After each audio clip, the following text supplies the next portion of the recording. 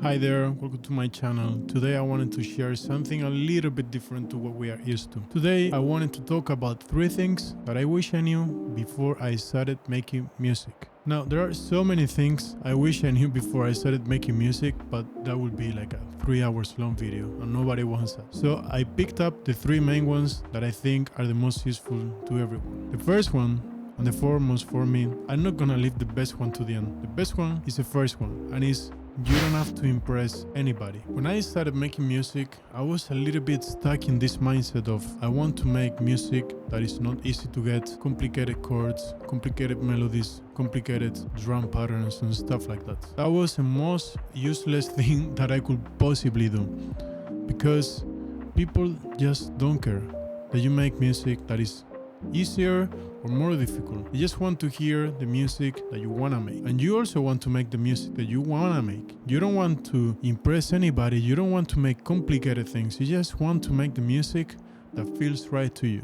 Everybody has different reasons to try to impress somebody. In my case, I got this mindset because when I was in music school as a kid, you had this competition of being the best, playing the most difficult pieces, playing the fastest, the cleanest. And when I started making music, I got that mindset with me. And once I let it go, it felt so relieving making the music that I wanted to make instead of making the music that I thought would impress others, because for real, it's not gonna impress anybody. Nobody cares if you are just making it for the sake of being difficult, impressive, or whatever. So just make the music that you wanna make. Alright, for the second one, let's talk about gear. This is a bit of a tricky one because there is this big debate of, is gear important, isn't it important? Like, anybody with a talent and drive could make awesome music, awesome sounding music with a stick and a couple of rocks. I don't think that's true.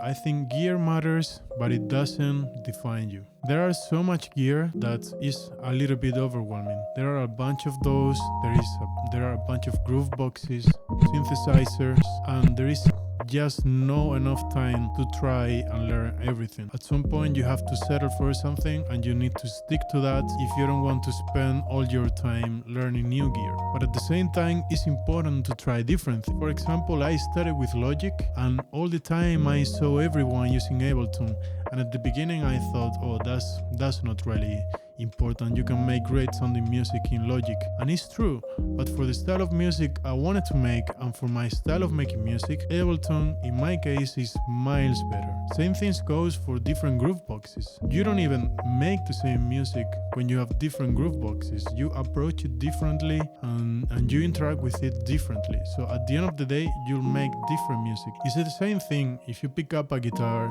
and you pick up a piano. Even if you play both of them very well, your fingers will go to different places and your music will be different. So gear does matter, but it doesn't define you. So just find the right gear for yourself, and once you feel like you're fine with it, just settle for it. You don't have to try everything, you don't have to learn everything, and your wallet will be very grateful for that. Now let's go for the third one.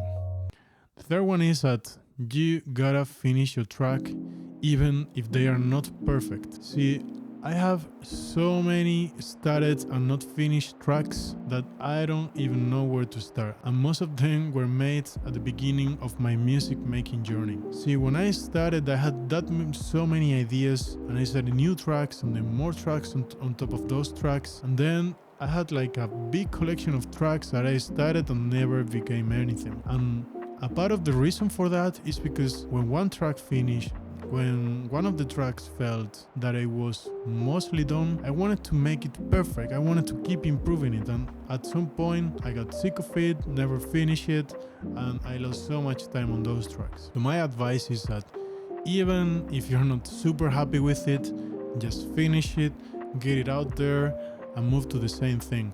But that will give you a feeling of relief. When you're done with it, you put it up to Spotify, or you just have a note saying, I finished this track, you'll feel much better. So I don't know what your process is, but in my case, when I finish a track, I like to put it up in Spotify. So please, finish your track even if they will never be perfect. Just find a balance between being happy with it and a reasonable amount of time spent in it. Because if you just focus on one track, your output will be much smaller. Please finish your track. Not all of them had to be perfect. Alright, so I think that was good for this video. Please let me know in the comments if I missed something that you thought it was important. And please subscribe to my channel if this looks interesting to you. Put up a new video every Friday. Thank you for watching. I'll see you in the next one.